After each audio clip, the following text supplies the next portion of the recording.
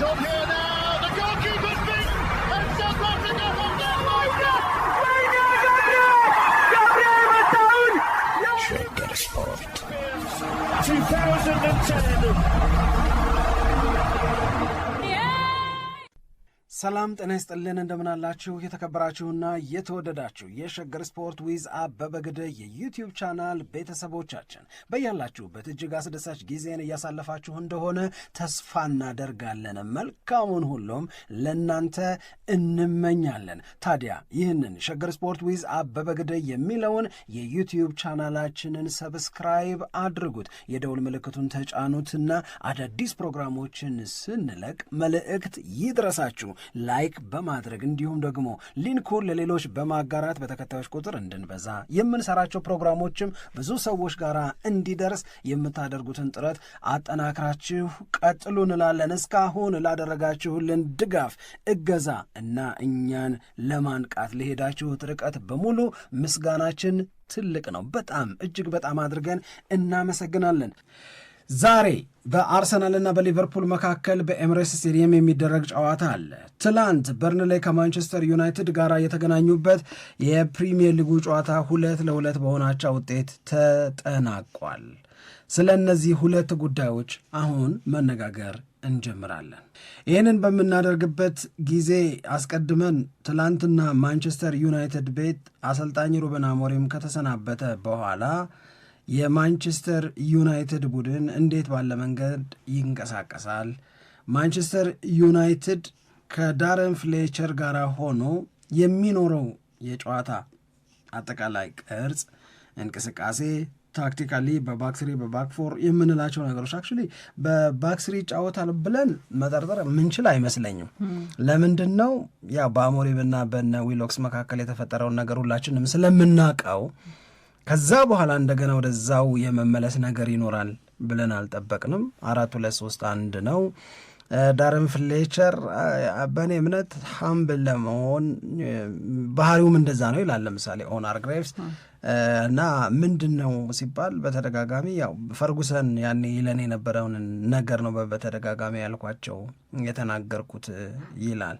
ምንድን ነው በቃ ጌሙን ኢንጆይ አድርጉት በሚል ነው እንጂ በዛች አጭር ቀን ውስጥ ለማስጨነቅ ምናምን በሚያስችል ነገር አለ። ሜዳ ውስጥ ገብተው ኢንጆይ እንዲያደርጉ ነው። የእውነት ለመናገር በጣም ፍጹም የሚባል ብልጫ ነበረው ማንቸስተር ዩናይትድ በጨዋታው ላይ። ነገር ግን እኔ አንዳንዴ እንደነዚህ ያሉ ብልጫዎች፣ እንደዚህ ያሉ መሻሎች፣ እንደዚህ ያሉ የኳስ ቁጥጥር ምናምን የሚባሉት ነገሮች በድል እስካልታጀቡ ድረስ፣ በውጤት እስካልሞቁ ድረስ ምንም ትርጉም የላቸው። በተለይ አሁን ላለው ለዩናይትድ ደግሞ የበለጠ በጣም አስፈላጊ ውጤቱ ነው የሚያስፈልገው። ውጤቱ ነበር የሚያስፈልገው እና ይህንን ውጤት ያላመጣ የኳስ ቁጥጥር ብልጫ ምን ያደርጋል? ውጤቱ የበለጠ የተሻለ የሚሆነው በማሸነፍ ነው። በማሸነፍ ማንቸስተር ዩናይትድን ወደ ላይ የበለጠ ከፍ ማድረግ ይቻላል። በማሸነፍ ማንቸስተር ዩናይትድን 4ኛ ደረጃ ላይ እንዲቀመጥ ማድረግ ይቻላልም። አሁን ማንቸስተር ዩናይትድ የእውነት ለመናገር በአሞሪም ጊዜ የተወሰኑ አጋጣሚዎች ነበሩት። ምን አይነት አጋጣሚዎች ነበሩት? ሁለተኛ እኮ ሊሆን ይችላል የምንልበት አጋጣሚ ነበረ። ሁለተኛ መሆን የሚችልበት አጋጣሚ በእጁ ገብቶ ያንን ፎቶግራፍ አንስተው ያስቀሩ የማንቸስተር ዩናይትድ ደጋፊዎች እኮ አሉ። ልክ ማንቸስተር ዩናይትድ መምራት ሲጀምር አሁን ከረንትሊ የፕሪሚየር ሊግ የደረጃ ሰንጠረዥ 2ኛ ብሎ ሲጽፈው ያችን ካፕቸር አድርገው ይዘዋል። የላኩልኝም ሰዎች አሉ በነገራችን። ከዛ በኋላ ደግሞ 1-2 ጊዜ 4ኛ መሆን የሚችልበትን እድል አባከን። እነዛ የባከኑት 4ኛ የመሆን አጋጣሚዎች፣ የባከኑት 2ኛ የመሆን አጋጣሚዎች ሊባክኑ በሚችሉበት ጊዜ የመጡ አይደሉም። ስለዚህ ማንቸስተር ዩናይትድ ቤት ሊቆጫቸው ይገባል የምንለው በዛ ነው። እነዛን አጋጣሚዎች መባከን አልነበረባቸውም። 2ኝነቱም በዩ 4ኝነቱም በዩ ስለባከኑ ምን ተፈጠረ ብትኝ፣ አሁን ብሬንትፎርድ እያሸነፈ መጥቶ ከበላይ ኒውካስል ዩናይትድ በቀደም ከወገብ በታች አካባቢ ስናነሳው የነበረ ዘንድሮ ተቸግረዋል ከምንላቸው ክለቦች መካከል አንዱ ነው ስንለው የነበረው ይኸው ማንቸስተር ዩናይትድን ከበታች አዋለው። የራስን መልካም አጋጣሚ መጠቀም ባለመቻል የመጣ ነው ምለው ለዛ ነው። ስለዚህ ማንቸስተር ዩናይትድ ያንን ቢያደርግ ኖሮ የበለጠ የተሻለ ይሆን የበለጠ አሪፍ ይሆን ነበረ። ትናንትናም በእኔ እምነት በትክክል ወርቅ አድርገው ማሸነፍ ይችሉም ይገባቸውም ነበረ ከነበራቸው ብልጫ አንጻር። አንድ ሄቨን ዲፍሌክት ያደረገው ኳስ ገባ ማንቸስተር ዩናይትድ ላይ። ሁለት ማንቸስተር ዩናይትድ አይ ቲንክ ትላንትና የእውነት ለመናገር እነ ብሩኖ ፈርናንዴዝ ተቀይረው ከገቡ በኋላ ክሬቲቪቲ እንዴት እንደሚሞት በተግባር ያየንበት አጋጣሚ ነው። በደንብ ነው የሞተው ክሬቲቪቲ ተቀይሮ ሲወጣ 2-1 ልክ እንደመሩ እሱንም ማስወጣው። የዳረን ፍሌቸር የውሳኔ ትርጉም የገባው ካለ ቢያስረዳኝ ደስ የሚለኝ ሄቨንን ለምን እንዳስወጣው ነው። አልገባኝም። ተከላካይ የሚያስቀይር ምንም ምክንያት አልታየኝም ነበረ በወቅቱ።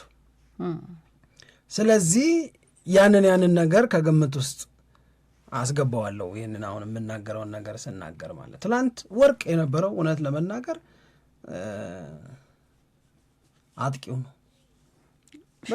ቤንጃሚን ሼሽኮ በጣም የተለየ ምሽት ነበር በጣም ያምር ነበር። ሙቭመንቶቹ በጣም ያምራሉ።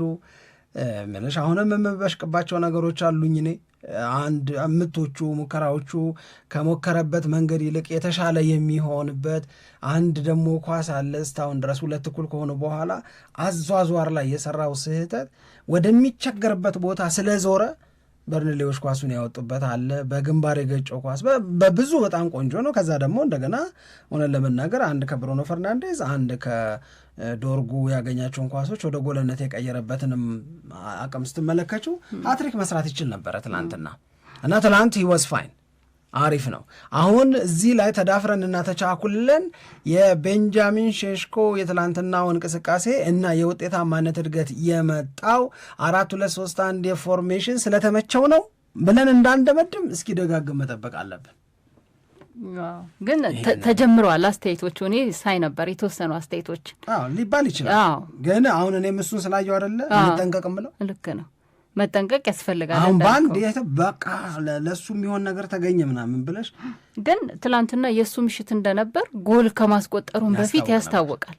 በጣም በደንብ አድርጎ ነው የሚያስታውቀው። በዚህ ላይ እየሰራሽ መሄድና ያንን የበለጠ ማድመቅ ይገባል የሚለው ነው እኔ የምወስደው። ማንቸስተር ዩናይትድ ቤት ግን አሁንም ከአሰልጣኝ ጉዳይ ጋር በተያያዘ ምናልባት በቀጣይ ፕሮግራሞቻችን ላይ ምሽት የአርሰናል ጨዋታን እስኪደርስ ድረስ እናማሻችኋለን አሪፍ ወሬዎችን ይዘን። ግን ሳይጠቀስ የግዴታ ማለፍ የሌለበትን አንድ ነገር ልንገርሽ። እኔ እዚህ አትሌቲክ እዚህ ላይ በጣም ነው የሚያስደስተኝ ሁልጊዜም። ምንድን ነው የሚያስደስተኝ? ይሄ ውስጣዊ ነገሩ ልንገራችሁ ይላል።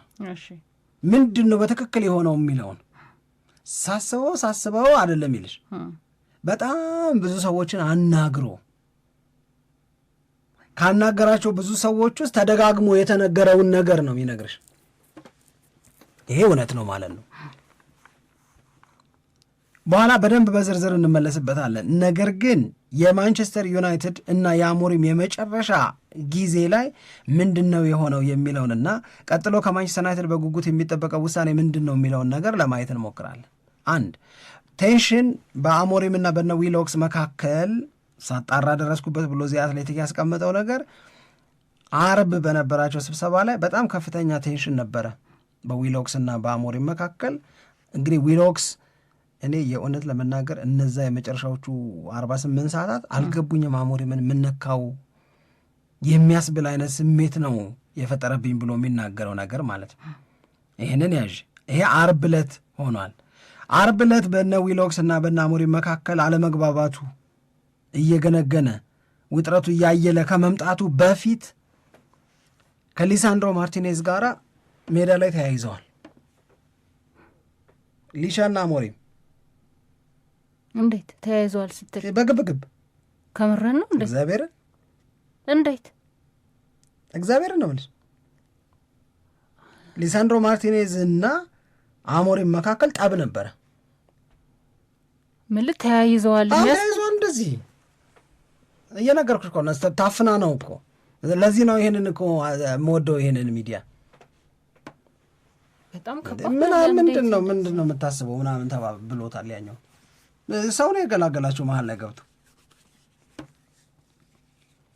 በጣም ዊርድ ነው እንዴ በጣም እሺ ይሄ ዊክ ኤጎ ነው።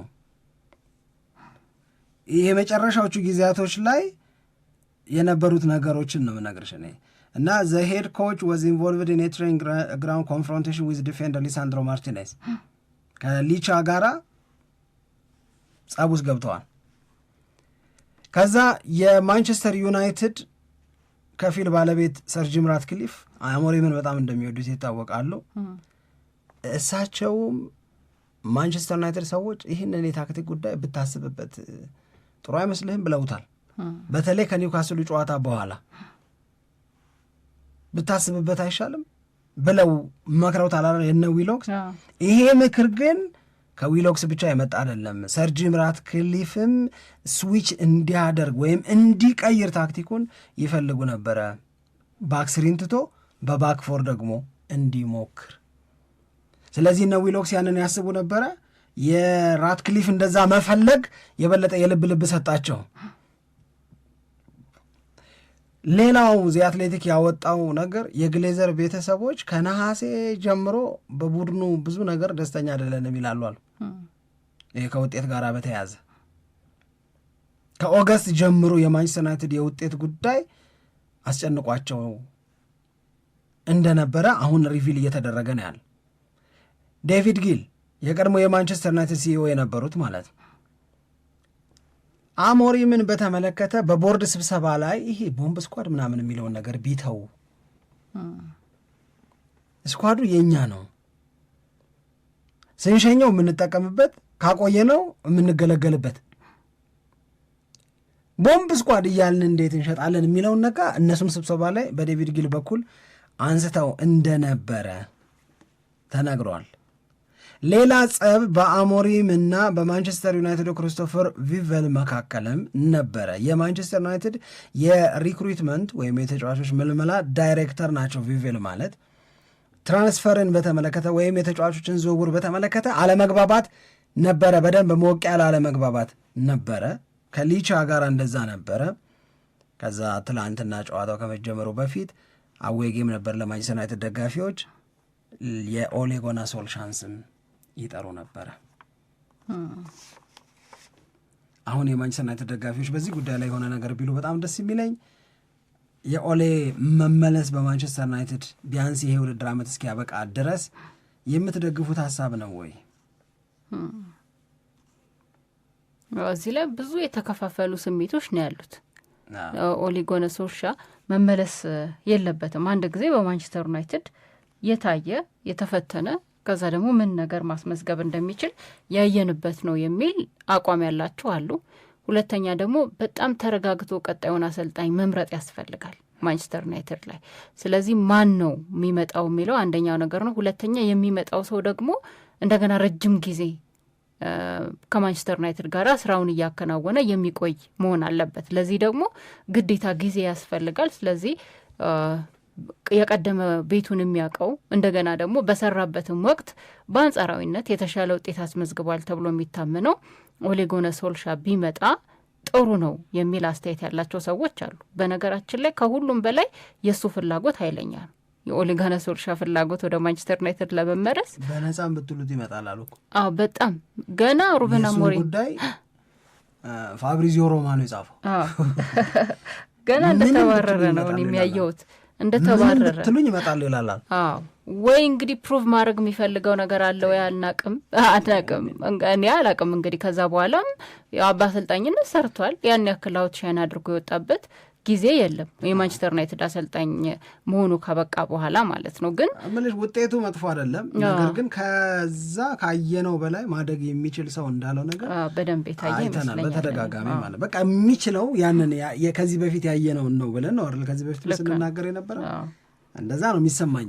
እኔም እንደዛ ነው የሚሰማኝ። ግን አሁን ደግሞ ሰዎች ሁለተኛም ወጥቷል፣ ዋንጫም አሸንፏል። እሱማ ነበረ። ግን አሁን ደግሞ ማንም የማንቸስተር ዩናይትድ አሰልጣኝ መሆን አለበት በሚለው ላይ ነው አሁን በጣም ብዙ ሀሳብ እየተሰጠ ያለው። አንደኛ ገበያው ላይ ያሉት አሰልጣኞች ለማንቸስተር ዩናይትድ በቃ ይሁኑ ይምጡ ብለህ በልበ ሙሉነት የምትናገራቸው ናቸው ወይ የሚለውም አንድ ያለ ነገር ይመስለኛል። ሰዎች ግን ተስማምተው አሁን ብዙ አስተያየቶችን እኔ ለማየት ሞክሬያለሁ።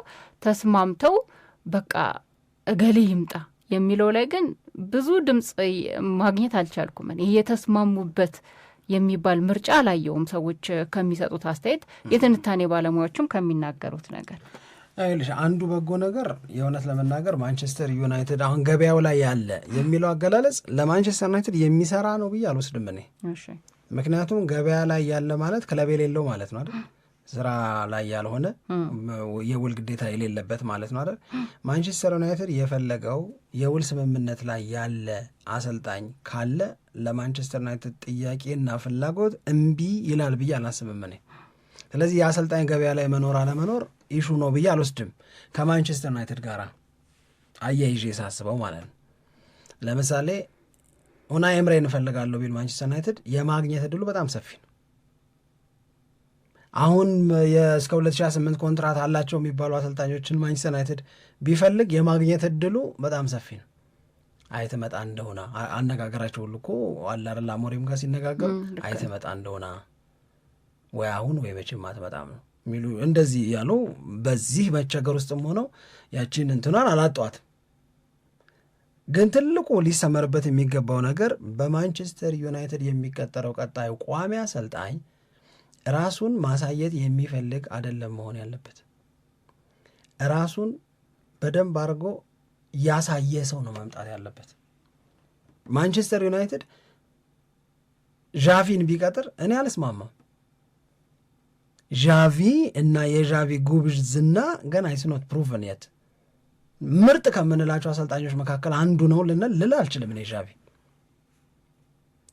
4 የቻምፒዮንስ ሊግ ዋንጫ የበላውን ዚዳንንም አልልም። ዋንጫም አይደለም የሚነግርሽ ነገር አለ አይደል? የሚነግርሽ ነገር አለ። ማንቸስተር ዩናይትድን ሊያሳድግ የሚችል ማንቸስተር ዩናይትድ ከ2013 እስከ 2026 ድረስ ዋንጫ ሳይበላ የተጓዘው ይበቃዋል። እዚህ ላይ ለሰዎች ራሳቸውን እንዲያረጋግጡ እድል እየሰጠ ትልልቅ ውድድሮችን ለማሸነፍ ትልልቅ ውድድሮች ላይ ለመሳተፍ ከእንደገና ተጨማሪ ጊዜ የሚወስድ ማንቸስተር ዩናይትድ መኖር አለበት ብዬ አላምንም። አሁን ነው መሆን ያለበት ለማንቸስተር ዩናይትድ። በዚህ ምክንያትና ሰበብ ማንቸስተር ዩናይትድ አሁኑኑ ቋሚ አሰልጣኝ ለመቅጠር አለመቻኮሉን እደግፋለሁ። እስኪ ያጢኑት፣ እስኪ ይረጋጉ። ይችንን የሙከራ ጊዜ ግን ለኦሌ ጉናር ሶልሻ ከሚሰጡ ኦሌ ሊያስተካክለው ይችላል፣ ወይም አሁን ከምናየው የባሰ ነገር እንዳናይ ሊያደርግ ይችላል ምናምን። ግን አላረለ ወይ አብራችሁ ስሩ ብለው ከካሪ ጋር ቢሰጡት ለራስ ሰው መስጠት ከተፈለገ ካሪከንና ኦሌን አንድ ላይ ቢያደርጉ ምናምን እንላለን እንጂ ኦሌ ጉናር ብቻውን I don't think ለኔ ነው ማለት ይሄ የኔ ስሜት በበቂ ሁኔታ አይቻል። ከዛ በኋላ ያለው ድግግሞሽ ነው ይሄ ሐሳብ መቀያየር፣ አዲስ ሐሳብ ይዞ መምጣት፣ የራሱ መንገድ የራሱ እንደዚህ ማድረግ ከጌም የሆነ ነገር ምናምን ላይ የለበት። እና ደግሞ he makes them the players boss እኮ አድርጓቸዋል።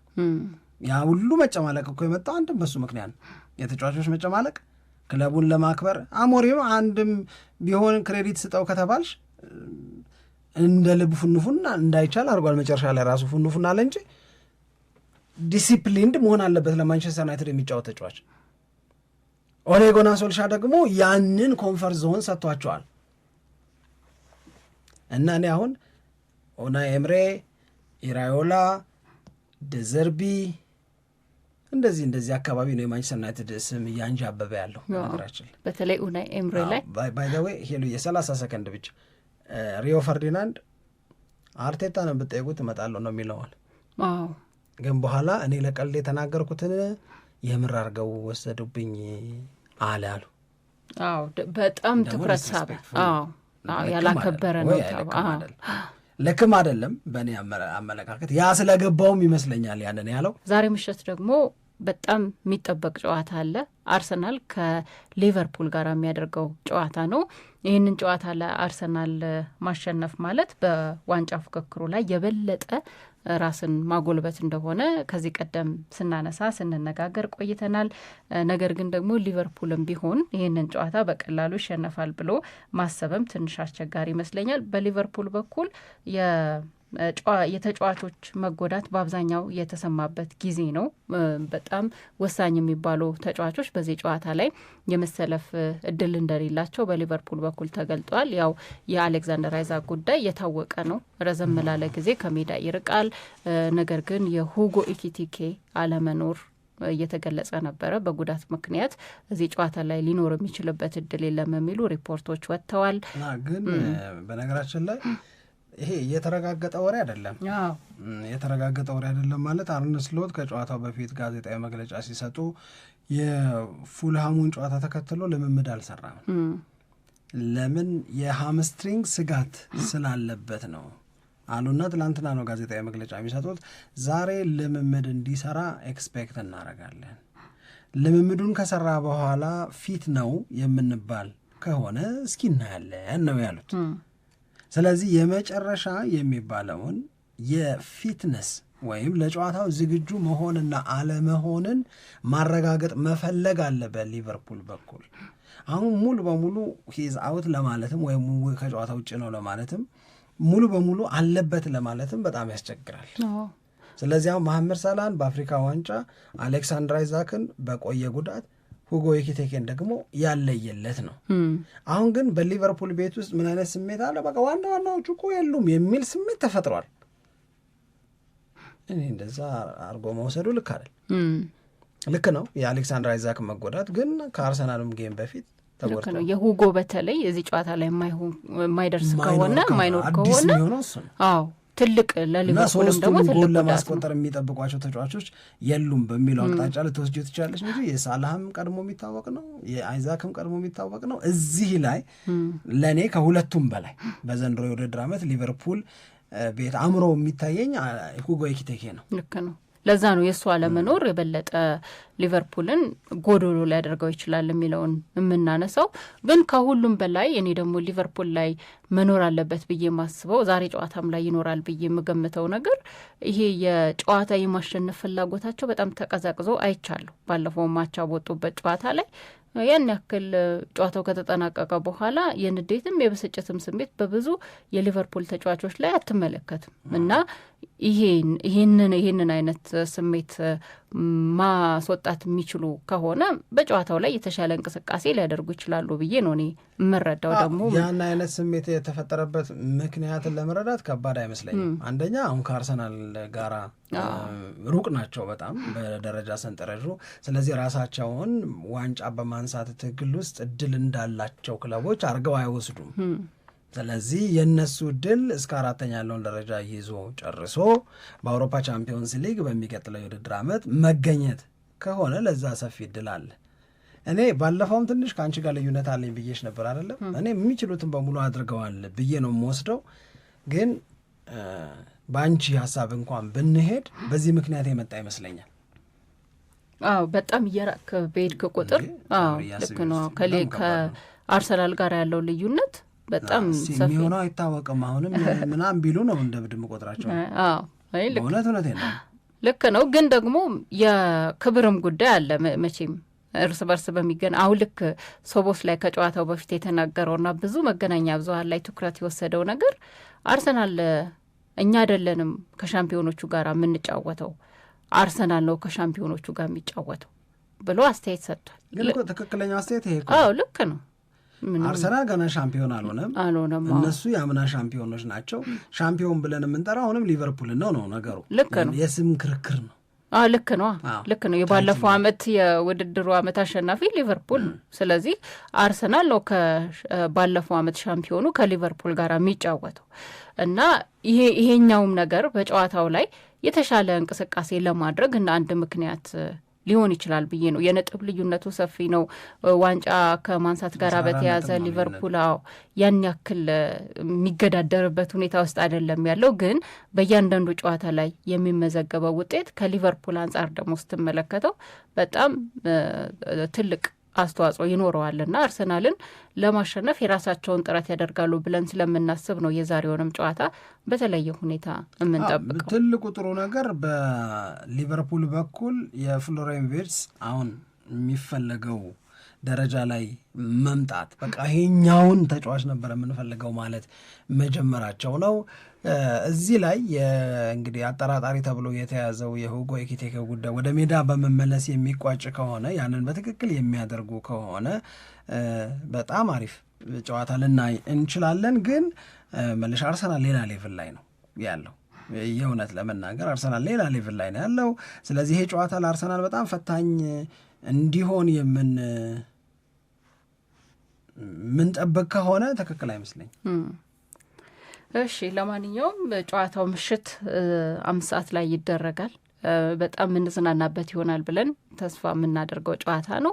ከጨዋታው በፊት ይሄኛውን ሀሳብ ትደግፊዋለሽ? አሁን ሶቦስ ላይ ያላትን አንዷን ነገር አነሳሻት፣ አሪፏን ግን ጃንዋሪ ላይ የፕሪሚየር ሊግ ዋንጫ ማንም አሸንፏ ዩ ዶንት ዊን ዘ ፕሪሚየር ሊግ ባይ ጃንዋሪ የሚለውን እና ይሄ የአርሰናልን ስነ ልቦና ይሁን ምንድን ነው የሚገባሽ? አሁን አንቺ አርሰናል ቦታ ላይ ብትሆኝ ራሳቸው የሚናገሩት ነው። ይሄ የአርሰናል ተጫዋቾች ራሱ እነሱ ሲናገሩትና ሌላ ሰው ሲናገረው አንድ አይደለም።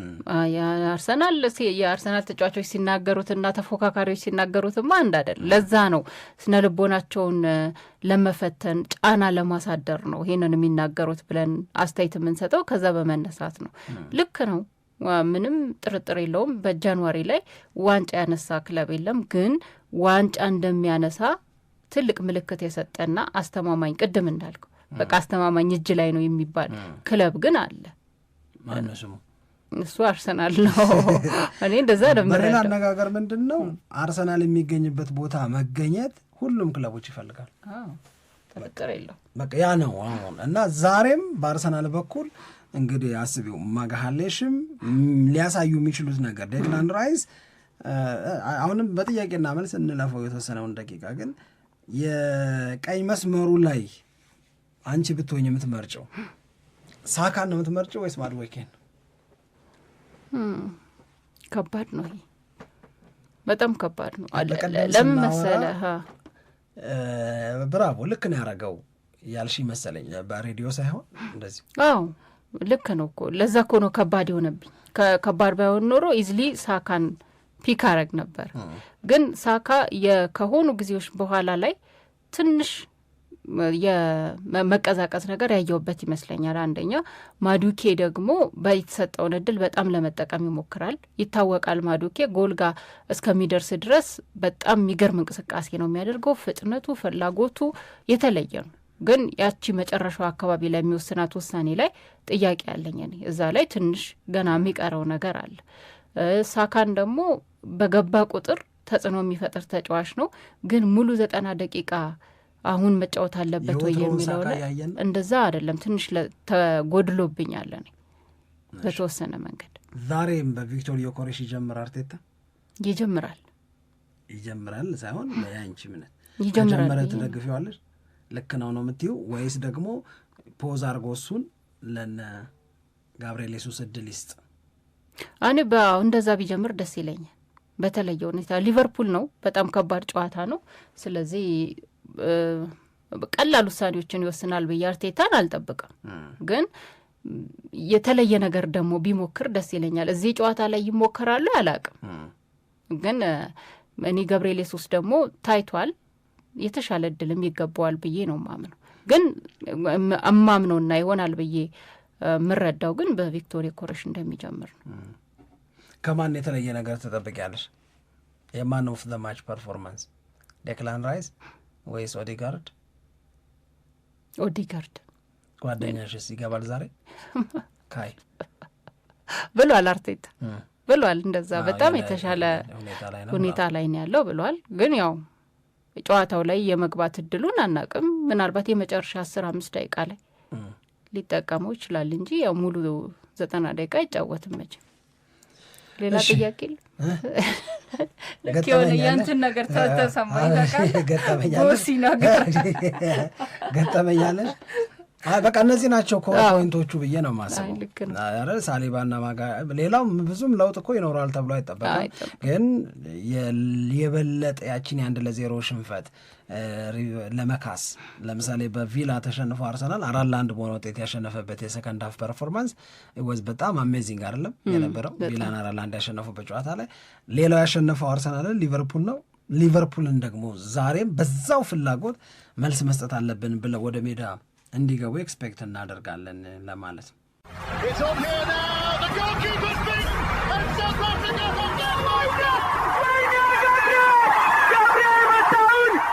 ሸገር ስፖርት 2010